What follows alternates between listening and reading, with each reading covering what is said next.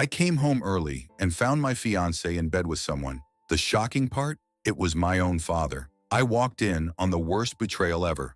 My fiancé cheated on me with my father. Me 27 EM, fiancé 26 FF, call her L. My father 52 M, call him B. My mother 50 FF, call her R. Like many who've had something like this happen, I never thought something like this would happen to me. But here we are. Elle and I met in her freshman year of college. We were both dorm in the same building where we eventually met. We later found out we lived 2 towns away from each other, so whenever we went home, I let her drive with me. It was only added like 20 minutes, so it was no big deal. After multiple trips and hanging out at school, we started to date. I have a close-knit family, as did she, so we told our families right away I had met her plenty of times when dropping her off. But it was nothing more than an introduction and exchanging pleasantries. Both of our families accepted each other with open arms, and our relationship grew. I was a year ahead of her, so when I graduated, I went home where I was offered a good job with great pay. I visited her at school whenever I got the chance, and whenever she came home, we would make time for each other. After she graduated, she moved in with me as both of our jobs were in the city near where we grew up. Like me, she was offered a position at the company she works at now with great pay. After living together for about 3 years, I proposed, and we have been planning our wedding since. Now on to the part you're all watching this for. Looking back, there were plenty of things I overlooked that I just wrote off thinking my father was just trying to welcome my ex into our family. Things like my father calling her all the time, and if I was around, they would just tell me they were talking about the upcoming family party or something along those lines. One time, Elle was in the shower and her phone rang. I seen it was my dad, so I answered when he realized it was me. He sounded both upset and surprised that I picked up. I then asked what's up. He responded that he wanted to talk to Elle about my mother's birthday that was in a week. And after a minute, we ended the call. Even telling this out now, I feel like an idiot for not seeing it sooner. On the day I found out, it was like any other day. Elle had Thursdays off, so she made breakfast for both of us. When I set out for work, she gave me a kiss and told me to have a great day. During my drive to work, I realized I had forgotten some paperwork I would need for a meeting I had at 3 p.m. I shrugged it off and told myself I would just go home at lunch to get it. Elle texted me throughout the day talking about all the casual stuff a couple talked about, like what do you want for dinner? I did the laundry, do you want me to hang it up for you, blah blah blah. I didn't think it necessary to text her that I was coming home for lunch, so when it came around, I just left work and went home. When I got home, I noticed a car that looked like my father's in our parking lot, but I didn't think anything of it and just parked and went into our building. When I opened the door, I was met with a scene from a movie where a man comes home early and catches his spouse cheating, such a cliche. There was a trail of clothes, both his and hers, leading to my bedroom, and the sound of faint moans echoed through my apartment. I stood at the door in utter shock. My brain was a mix of rage, sadness, and disgust. But if you were a fly on my wall, you would see what looked like a statue I just couldn't move. When I finally snapped to, not knowing how much time had passed, I took out my phone to record. I picked up all the clothes that were on the floor and threw them into the hall of the building. After I filmed the walk to my bedroom, the door was open. I stood in the doorway filming for about a minute, then flipped on the lights. They both jumped at the sudden light and looked at me, and to my utter shock, it was my father in the bed with her. After the initial stun, my father noticed I was recording and started to panic, trying to find anything to cover himself and telling me to stop recording. He found a towel and wrapped it around himself and started to walk toward me. I told him, if you don't want to get hurt, stop coming to me. He either didn't care or didn't hear me and reached for my phone. I hit him square on the jaw, his head bounced off the door and slumped to the ground. Elle shrieked. I aimed the camera at Elle and said, concerned about your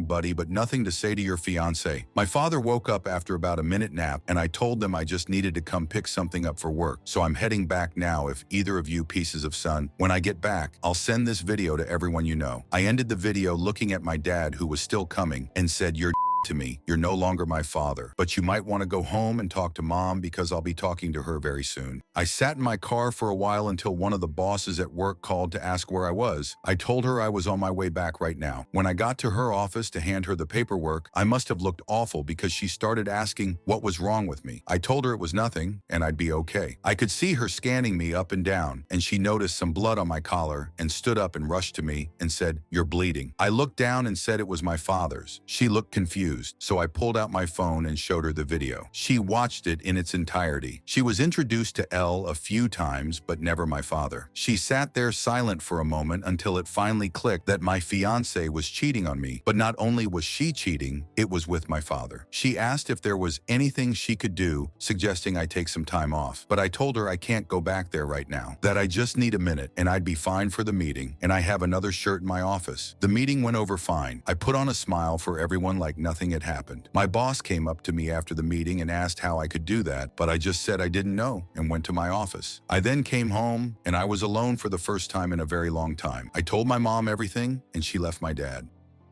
I gave birth to a baby with Down syndrome and couldn't handle it.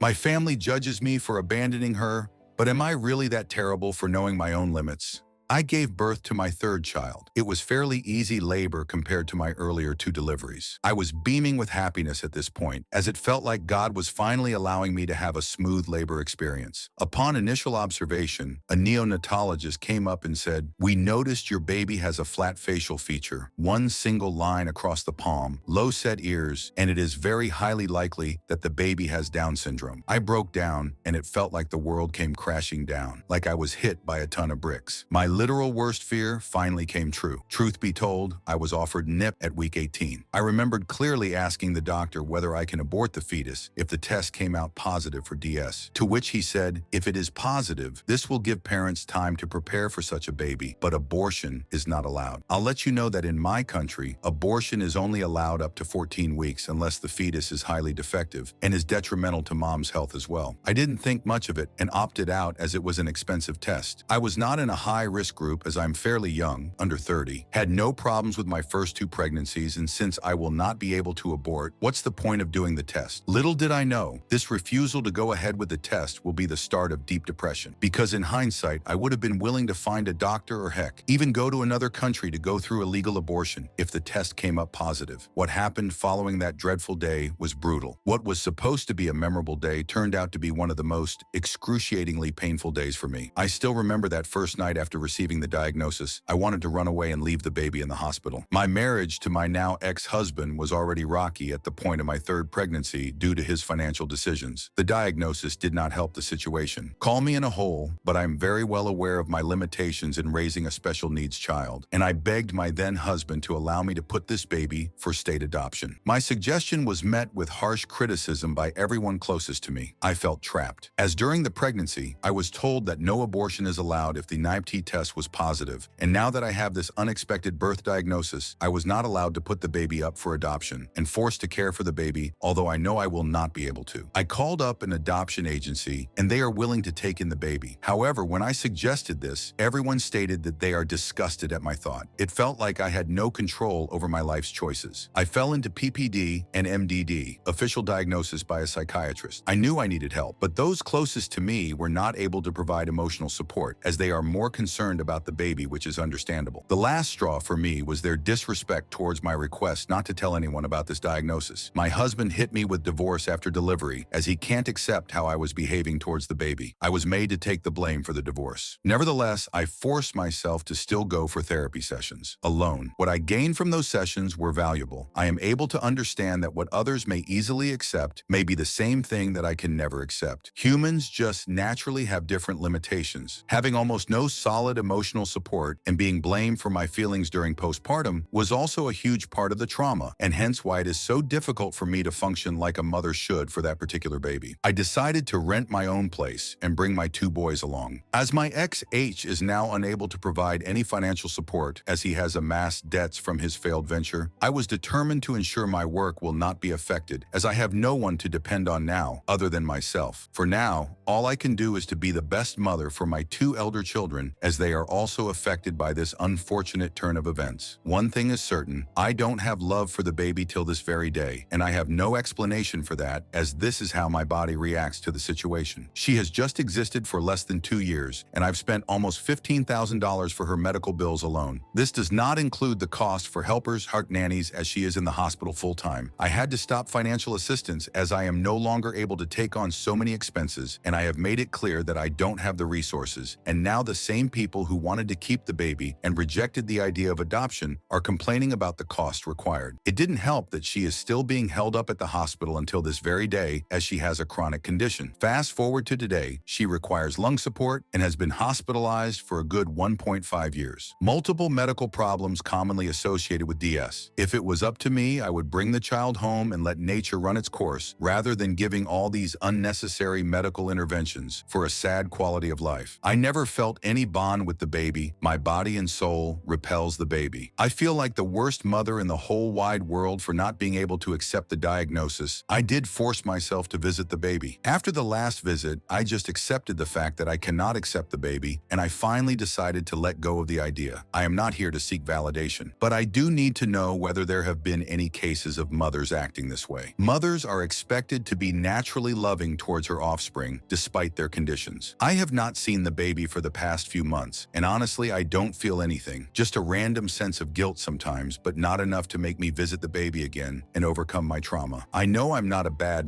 person, as I love my 2 other children wholeheartedly, but why does my body chronically repel this baby? Is this a form of chronic postpartum depression, especially after having 3 horrific labor experiences? I just felt like I can't take a break, and I just don't have the capacity to deal with having to care for a special needs baby. I know people often paint a positive picture of DS babies being a blessing, lucky few, God's angel of earth, but let's be real. If any one of us were given a choice, we would definitely choose a normal baby. Whatever normal means, as we know at one point, they will be independent and leave the nest. And these kids exist on a spectrum, and I don't have the capacity to wait it out to see that she will grow into a huge person with the mind and attitude of a perpetual toddler. Even the thought of it makes me anxious and mentally exhausted. And even more than that, I would not want to impose the care of that child to her siblings, as they will have their own life one day. Is it wrong for me to tap out knowing really well my limitations? Am I an evil person for feeling this way? My family and relatives are judging me for abandoning the child. I don't blame them. I might feel the same way too if I was the bystander and not the person going through major life events, but I wish they could try walking a day in my shoes. It's a constant battlefield in my head. Maybe one day I will be able to accept it. Maybe.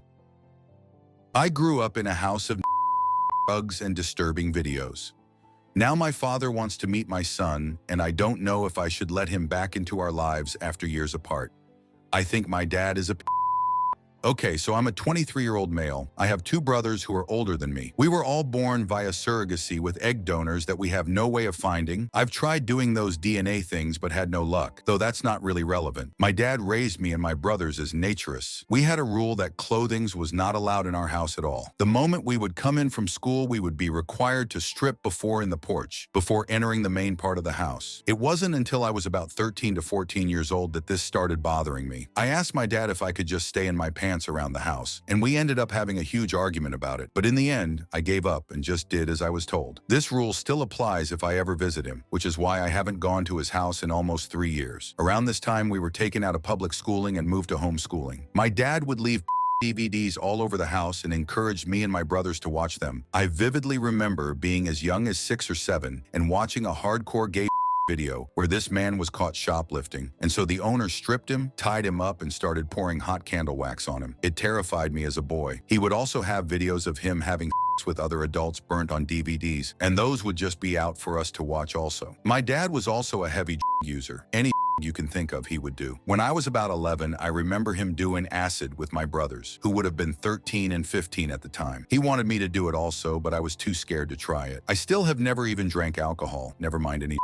But after refusing, my dad would lock me in the spare room by myself while him and my brothers did them together. To my knowledge, my dad never touched me or my brothers. I moved out as soon as I turned 18. I went to a completely different part of the country and have barely kept in contact with my dad or my brothers. When I moved out, my 2 older brothers were still living with my dad. My dad somehow found out that my wife has given birth. I'm not sure how, but I managed to keep it secret from my family for the last year. He called me yesterday and asked me if he could come and visit me and my son. IDK, I just froze.